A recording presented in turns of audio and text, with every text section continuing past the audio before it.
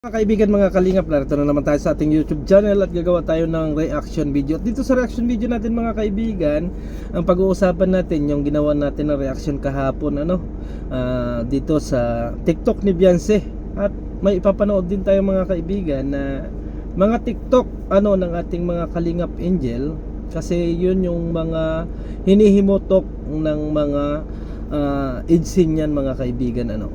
Ang tanong dito mga kaibigan, bakit nangyari ito?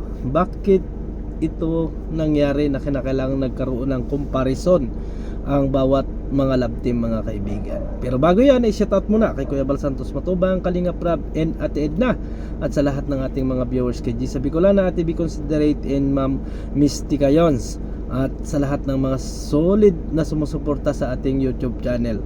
So ito na nga mga kaibigan, dito kasi sa aking ginawang reaction video mga kaibigan ay iniiwasan natin na magkaroon ng mga bashing dito kay Beyonce, kay Bupil Vlog. Pero hindi natin maiwasan na talagang ang tinuturo ng mga basher or ng mga nagko-comment at mabas ay itong si Bupil Vlog. Sorry, kasi itinuwid ko lang naman yung ibig sabihin ko, itinuwid ko lang naman yung ni Bupil na matagal na.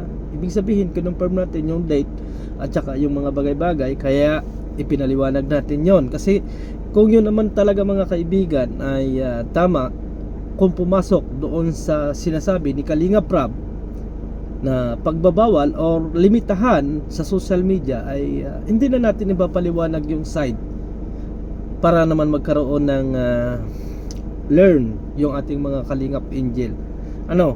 Kaso lang mga kaibigan ay sa dami nga ng bashing at sa dami ng ay ipinaliwanag natin yung side ng bata, kasi si Beyonce mga kaibigan na hindi rin makakapagsalita laban dito sa mga, ibig sabihin ko, hindi siya makakasagot doon sa mga bashing at hindi na lang magsasalita. So ano ang iisipin mga kaibigan ng iba na gano'n na talaga yung ugali ng bata?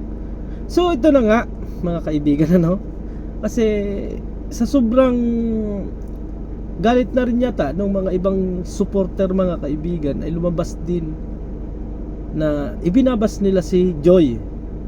Bakit nadamay si Joy mga kaibigan? Bakit nadamay si Joy samantalang ang gumawa ng reaction ay si Bupil Vlog? Ganito lang yun mga kaibigan. Alam natin na si Bupil Vlog ay sumusuporta sa Danjoy, at sumusuporta din naman yan mga kaibigan sa lahat ng mga love team. Pero tumatak doon sa mga viewers ng IDC mga kaibigan, ito ay sumusuporta sa Danjoy. Kaya nakita din nila yung TikTok ni Joy, at itong mga kaibigan ang matindi. Nababas na rin si Joy na walang kaalam-alam, at tagal-tagal na rin siguro itong naka-upload itong TikTok ni Joy, ay nahalungkat na rin. So ibig sabihin mga kaibigan, humaba na, naugat na ito. Sa halip na maliit lang yung problema at mapapagsabihan siguro ng maayos, at as in wala ng kasi nakalipas na nakalipas na, diba? Wala nang dapat pag-usapan kasi nakalipas na 3 weeks ago yung live ni Kalinga Prab, at 1 month ago yung kay Beyonce. Ay dahil nga mga kaibigan, nagkaroon ng mga bashing at nagkaroon ng reaction, ay nahalungkat na rin itong kay Joy, 'di ba? So sino yung natin dito mga kaibigan? Kasi parehas kalingap yan, magkakaibigan pa sila, 'di ba? Sino ang kinakailangan nating suportahan dito? Yung Danjoy ba o yung IDC, samantalang nagbabangayan na sila? Para sa akin mga kaibigan ay wala tayong kakampihan sa kanila, bagkos ipapaliwanag natin sa kanila na kailangang maghinay-hinay kayo sa mga bagay-bagay na nangyayari sa paligid. Huwag kayong magpadala sa init ng ulo nyo, lalo na sa ating mga idsin dyan. Huwag kayong magpadala, kasi kung dumating ang time na magdesisyon at si Kalinga Prab ang mainis, ay lahat tayo ay apektado mga kaibigan, lalo na kaming mga reactor. Siguro kung ang gagawin ni Kalinga Prab ay i-close ang paggagawa ng reaction sa mga Kalingap Angel, as in talagang lagapak ang lahat ng mga reactor mga kaibigan. Kasi obvious naman na lahat ng mga Kalingap reactor sa ngayong panahon ay umaasa sa upload ni Kalingap Rab. Kasi kung ang gagawa ng reaction video ay yung mga charity vlog ni Nino dyan, ay talagang napakahina ng views. Kaya talagang ang nagbibigay ng earnings sa ngayong panahon ay yung mga Kalingap Angel. Real talk lang ito mga kaibigan, sa totoo lang. At saka yun, kung may issue, merong earn. Pero bakit mga kaibigan kinakailangan pa dumating tayo sa punto na nagkakaroon ng comparison? Bakit kinakailangan pa na ganito ang mangyari samantalang matagal nating iniingatan na may mga comparison na ganito? Pasensya na Bupil kung itong nagawa natin ng reaction video ay nababas ka dito. Kasi kung hindi ka naman naghukay, ay hindi mangyayari ang mga bagay na ito. Kaya minsan nilay-nilay din, huwag padalos-dalos, lalo na sa mga sumbong ng mga supporters, sa mga nagmi-message. Kasi minsan ay nadadala tayo ng init ng ulo natin. Alam ko na ang hangarin mo ay mapagsabihan or ma-remind doon sa mga Kalingap Angel na bawal gumawa ng TikTok, as in hindi naman bawal mga kaibigan, limitahan lang. Kasi nga ang nangyayari kapag upload nila sa TikTok nila, may kukuha nga doon sa kanilang mga video, di ba? May kumukuha at ina-upload doon sa kanilang mga account. So ang kumikita doon ay mga tao na hindi talaga kilala ng mga Kalingap Angel, at sila ay nagiging kulilat at kumakalat yung mga video na yun, di ba? Ito katulad nitong kay Joy na TikTok mga kaibigan. Para sa akin itong TikTok ni Joy ay normal yan, kasi artista na bagay ang mga yan. Artista na, kung iisipin natin mga kaibigan, ay artista sila dito sa Kalingap. Si Carla, si Jomar at lahat ng Kalingap Angel mga kaibigan, ayan ay artista na dito sa Kalingap. Kung may artista sa mga television, artista sila dito sa Kalingap.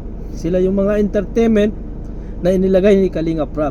Paano kung ang entertainment na inilagay ni Kalingap Rab para maging masaya tayong lahat ay mababas na, at pati yung kanilang mga kilos ay inaano na natin. Katulad ng dalawang ito mga kaibigan na wala silang kaalam-alam, ay pinupulutan na sila sa kanilang mga social media or sa Facebook mga kaibigan, ay talagang marami ang mga nagpo-post at marami ang nagagalit.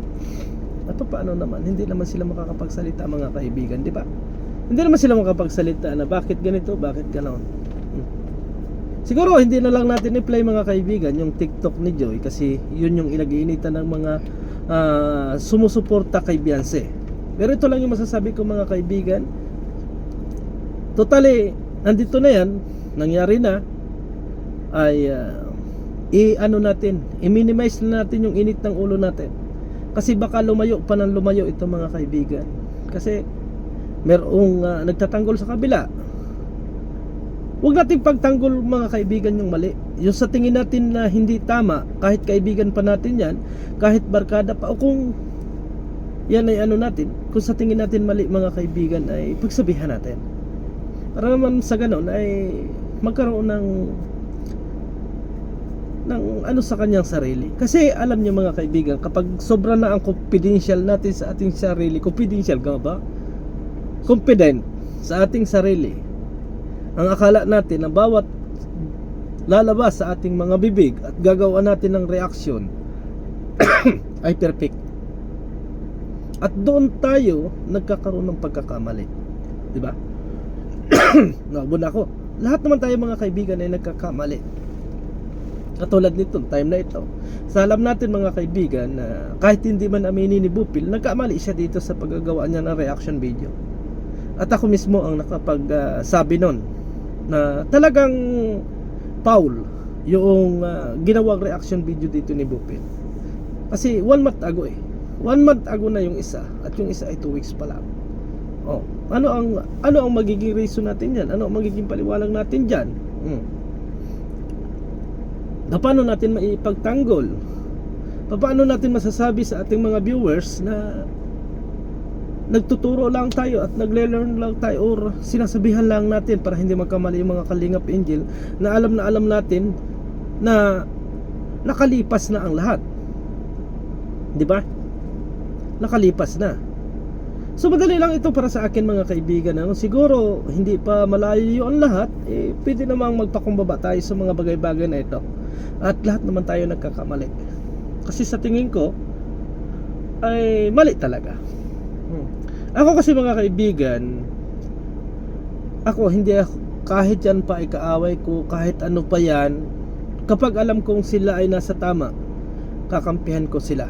Pag doon sila tumatakbo sa point na may gusto silang iparating at ipaliwanag, ay kumakampi tayo dyan doon sa panig na nandun sa tama. Pero pag alam natin nagkamali, kahit mga kaibigan natin, kahit ano pang kaklose natin, as in napapagsabihan natin yan or nasisita natin yan. Hindi naman ibig sabihin mga kaibigan ay kaaway na agad natin, pero kinakailangan napunahin din natin yung mga bagay na ganito. Tulad dito, na sa halip na maganda yung moment ni Joy sa kanyang pag-aaral, ay lumalabas yung kanyang mga TikTok, lumalabas yung kung ano-anong mga comment sa kanya, laban sa kanya, 'di ba?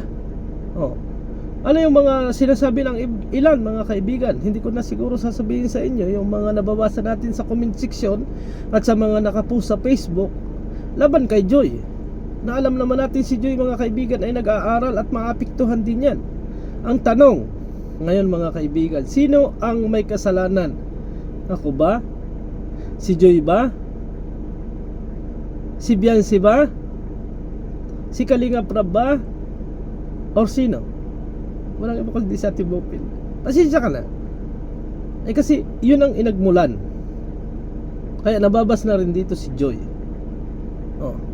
Alam natin mga kaibigan na tulad noong mga nakaraan na nagkakaroon ng mga bashing, away ni Bopil at saka ni Kuya Jeans. As in, nasa tama si Bopil, kinampihan natin si Bopil. Ganun lang tayo mga kaibigan. Hindi tayo sa kabilang side dito, kabilang side doon. At pasensya na kayo kung kayo ay nagagalit sa akin, yung mga supporter ni Bopil. Ang sa akin lang, ipinaliwanag ko lang kung ano yung side ni Biancy dito mga kaibigan. At itong side na ni Joy mga kaibigan, sana ay wag na nating pansinin at wag na nating iba si Joy. Kasi hindi naman niya alam yung mga bagay na bakit nakakaganito. Nagsasaya lang yung bata. At walang masama doon sa ginawa ni Joy na TikTok mga kaibigan. Para sa akin. Kasi wala namang sa normal lang ngayon, millennial lang ngayon mga kaibigan. Kung ang dati, ang mga damit natin ay ang mga damit ng mga kababaihan ay sayad sa talampakan, ngayon yung mga damit ng mga kababaihan ay agaganito na lang, halos kapiraso na lang mga kaibigan. Ay wala tayong magagawa kasi millennial na. Kung nandun tayo sa point na nasa matandang uso tayo, ay panahon nila, doon tayo sumabay tayo sa kanila. Kung kaya natin sumabay, at kung hindi natin kaya sumabay, ay di pikit na lang tayo. Ganon mga kaibigan, mga kalingap. So hanggang dito na lang ang ating reaction video mga kaibigan, mga kalingap. Maraming salamat sa lahat ng mga sumusuporta sa ating YouTube channel. At nawa ay matapos na rin itong mga nangyayaring issue. Kasi pahaba mga kaibigan. Kung kagabi kaya si Biancy lang ang nababas, ngayon mga kaibigan pati na si Joy. Sino ang susunod mga kaibigan? Sino pa ang susunod? Kaya sana matapos na ito sa madaling panahon. So maraming salamat and God bless. Bye bye.